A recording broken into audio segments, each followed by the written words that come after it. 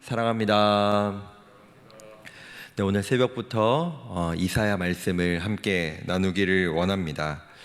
오늘 1절에서 기록한 것과 같이 하나님께서는 이 남유다를 향해 이사야 선지자를 통하여 하나님의 심판의 말씀을 선포하고 계십니다. 오늘 본문의 1절과 9절을 제외한다면 2절부터 8절까지의 내용은 이스라엘의 지금 현재의 그 모습과 또 하나님께 심판받을 그 모습들, 그 모습을 하나님께서 낱낱이 우리에게 말씀하고 계십니다.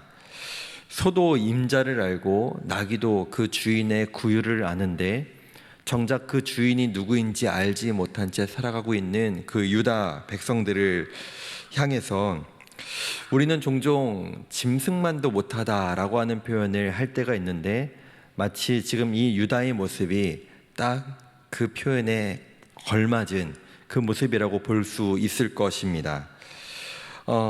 짐승만도 못한 그 유다 백성들의 모습의 실상은 그렇다면 과연 어떤 모습일까요? 그들은 여호와를 버리고 여호와 하나님을 만홀히 여겼다. 쉽게 말해서 그 하나님을 무시하고 살아가고 있다라고 오늘 성경은 기록하고 있습니다. 마치 그 하나님을 아무것도 아닌 존재인 것처럼, 자신들과 아무 상관없는 그 하나님이신 것처럼 자신들과 아무 관계도 없다고 생각하며 버리고 멀리하며 무시하고 떠난 채 살아가고 있는 그들의 모습이 마치 짐승과 같다라고 오늘 성경은 기록하고 있습니다. 하나님께서는 그들의 그러한 모습을 하나님께서 무엇이라고 말씀하시느냐?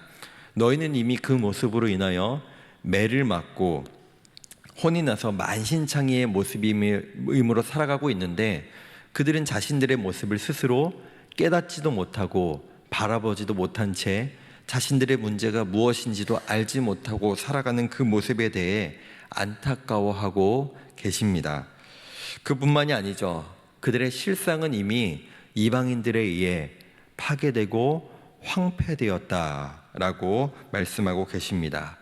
이 모든 것의 원인과 결과가 결국엔 그들의 주인이신 아버지 되시는 하나님을 떠나고 버린 채 살아간 그들의 모습의 결과임을 우리는 오늘 말씀을 통해 확인합니다. 우리는 종종 성경을 읽으면서 참 마음이 답답하고 또 이해가 되지 않는 속 터지는 경험을 할 때가 있습니다. 저는 가장 먼저 하나님께서 노예된 그들 400년 동안 고통 중에 살아갔던 그 애굽에서 살아간 그 이스라엘 백성들을 구원하신 그 하나님, 그러나 그들은 출애굽을 하였지만 여전히 하나님을 향해 그들의 노예된 근성을 버리지 못한 채 하나님 앞에 불평만 쏟아냈던 그 출애굽한 백성들을 볼 때마다 그런 감정과 마음이 들 때가 있습니다. 그뿐만이 아니죠. 끊임없이 하나님을 떠나고 자신들이 왕이 되어 살아갔던 그 사사기의 백성들, 그 반복된 모습을 보였던 그들의 모습, 또 우리가 오늘 본문에서 보듯이 하나님께서 나라를 세우시고 하나님이 왕을 세워주셨지만 여전히 그 나라에서도 누가 주인인지 누가 왕인지 깨닫지 못한 채 끊임없이 하나님을 떠나고 버렸던 그 왕국의 남유다와 북이스라엘의 사람들을 볼 때마다 우리는 이런 생각을 할 때가 있습니다. 어쩜 저렇게 무지할까? 어쩜 저렇게 혼이 나고 심판받음에도 불구하고 끊임없이 하나님을 버리고 계속해서 떠날까? 그들이 정말 생각이라는 것이 있는 걸까라는 그런 마음이 들고는 합니다. 우리는 이 성경에 기록된 그 연약한 이 이스라엘 백성들의 모습들을 한 문장으로, 때로는 한 권의 책으로 접하곤 합니다. 이런 생각을 해봅니다. 우리의 인생, 하나님 앞에서의 우리의 인생을 성경에 기록하게 된다면, 하나님께서 우리의 모습을 성경에서 기록하신다면 한 문장으로 또는 한 권의 책으로 우리의 신앙과 우리의 실상을 낱낱이 말씀 앞에 기록되게 된다면 과연 우리는 하나님 앞에 또 사람들 앞에 떳떳하게 정말 당당하게 우리의 모습을 드러낼 수 있을까?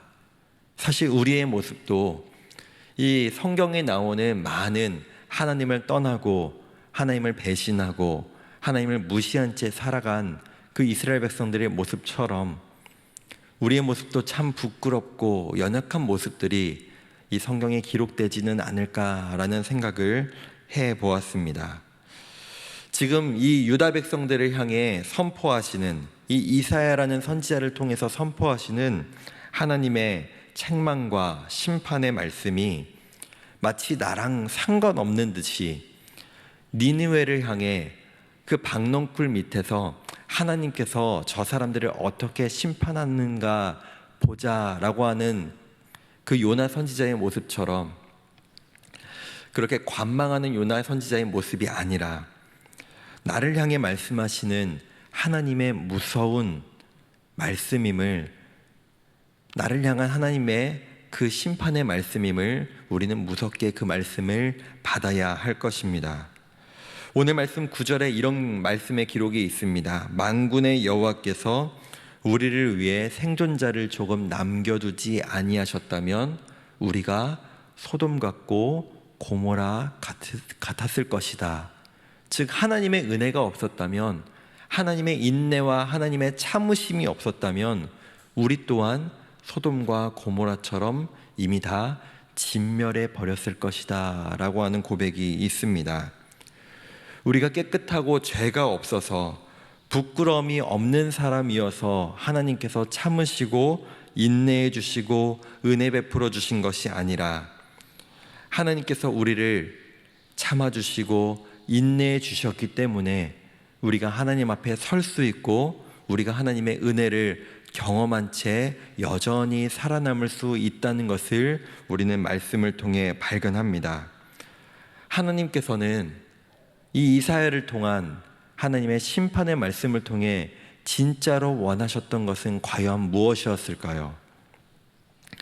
짐승도 자신의 주인이 누군지 아는데 너희는 너희의 주인이 누구인지를 깨달아라.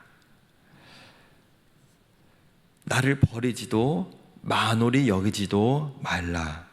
지금 너희의 실제 모습이 얼마나 비참하고 얼마나 만신창이인지 모습을 깨닫고 나에게로 돌아오라.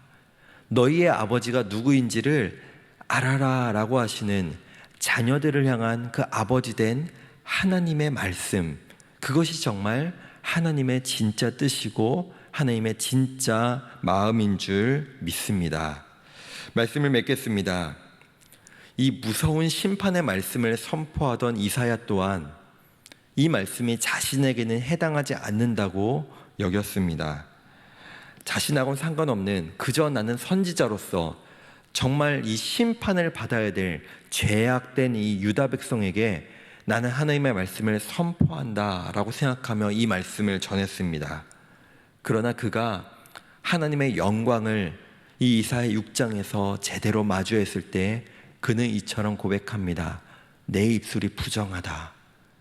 내 인생이 망하게 되었다 라고 고백하는 모습을 우리는 발견합니다.